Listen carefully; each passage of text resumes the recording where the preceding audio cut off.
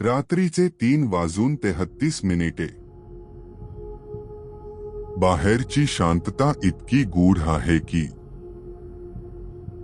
तुम्हाला स्वतःच्या हृदयाचे ठोके स्पष्ट ऐकू येत आहेत. तुम्ही कधी विचार केलाय का की जगभरातील हजारो लोकांना नेमक्या याच वेळी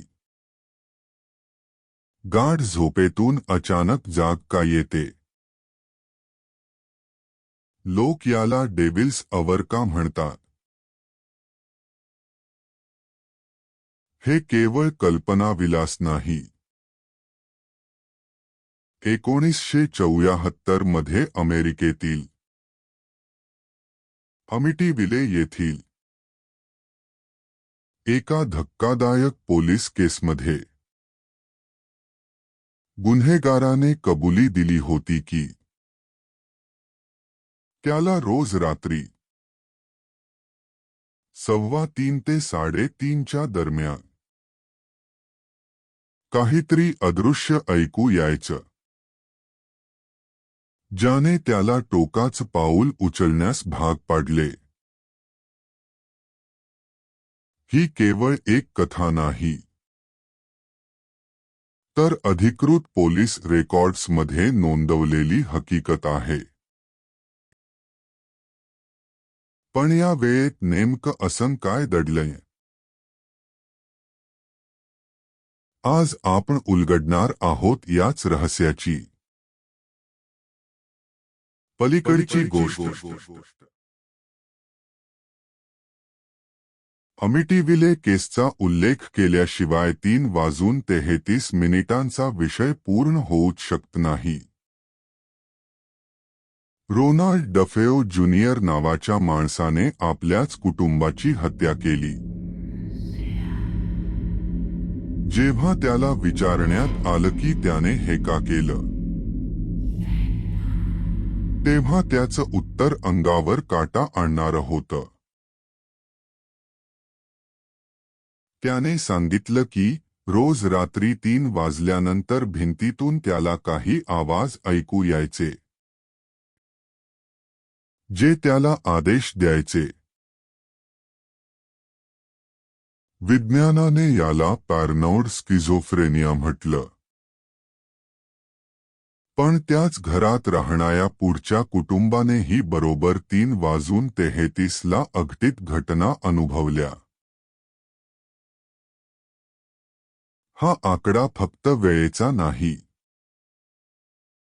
तर एका अनामिक शक्तीचा पॅटर्न आहे.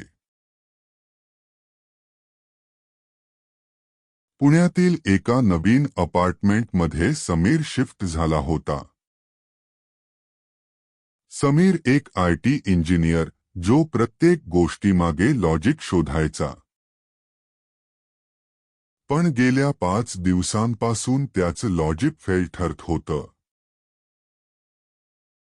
रोज रात्री 3:33 त्याचे डोळे उघडायचे.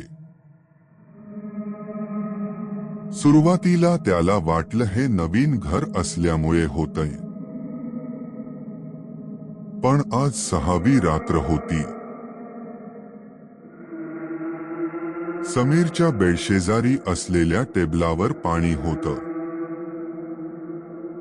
त्याने हात पुढे केला, पण त्याचं लक्ष भिंतीवर असलेल्या सावलीकडे गेलं.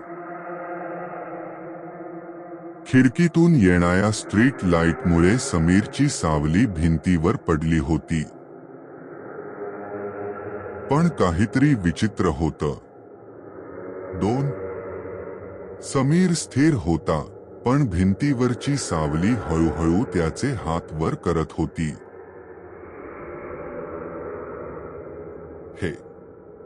हे काय होतं? माझी सावली, ती माझ्याशिवाय कशी हलू शकते? समीर, शांत हो. हा फक्त भास आहे. डोळे बंद कर. समीरने डोळे घट्ट मिटून घेतले. पण मग त्याला एक आवाज ऐकू आला. खिडकीच्या पलीकडून नाही, तर अगदी त्याच्या कानापाशी. जणू कोणीतरी अगदी जवळ उभं राहून गर्म श्वास सोडतंय. समीर, आम्ही तुला शोधलंय. आता 3:33 झाले. विसरला नाहीस ना? समीरचा श्वास थांबला. त्याला जाणवलं की तो हलू शकत नाहीये.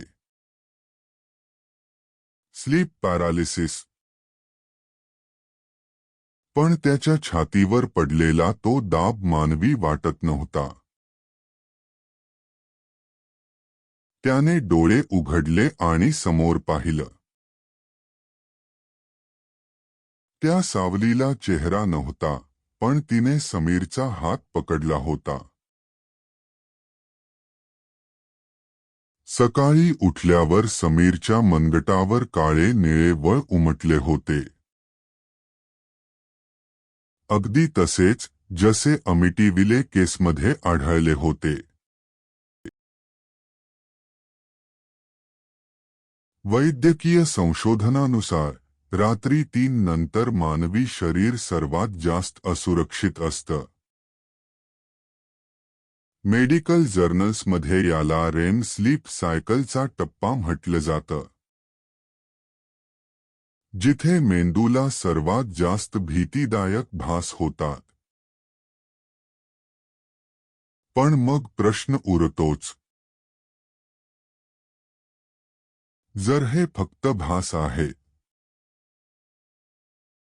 तर अमिटीविलेच्या गुन्हेगाराला आणि समीरला एकाच वेळेचे अनुभव का आले? या 3च्या आकड्यात कोणतं गूढ दडलंय? 3. पुढच्या वेळी जेव्हा तुमचे डोळे रात्री 3:33 ला उघडतील, तेव्हा घाबरू नका. फक्त खात्री करून घ्या की तुमच्या भिंतीवरची सावली तुमच्या सोबतच हलतेय ना? की ती सावली काहीतरी पलीकडचं आहे?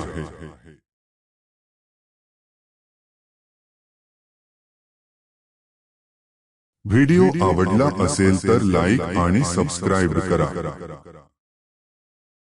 मी पुन्हा भेटेन अशाच एका थरारक सायकोलॉजिकल अनुभवास. फक्त एबी स्टोरी टेलरवर.